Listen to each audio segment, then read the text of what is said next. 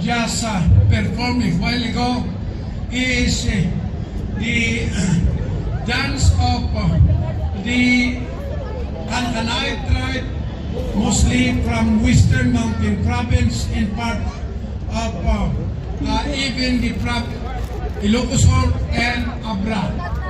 If you will notice, because again, the role in dancing this dance, because the tribe respects so much the woman. Haan mo nga babalin nga talikudan de babae nga isa't sala. Very particular iti tribe, iti respect to the women. So nga, role na agpusipus ka sangwanan de babae.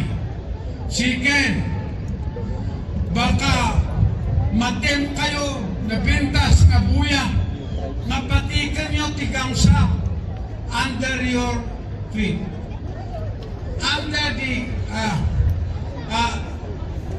practice of the tribe that connotes a very serious meaning. The tribe is monogamous tribe.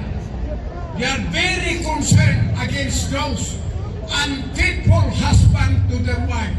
You do that only by beating the gums under your feet. If the person dancing is a womanizer, unfaithful to his wife, to announce to the entire community that the man dancing doesn't deserve the respect of the community. So do not tend to do that to anyone dancing if he is not a womanizer. So I hope you remember that, because there is the rule of each of the dances. You be seeing that we are just dancing it.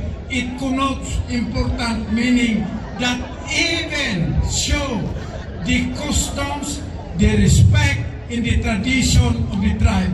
Thank you very much. Thank you, Sir Dumogan. O, di ba?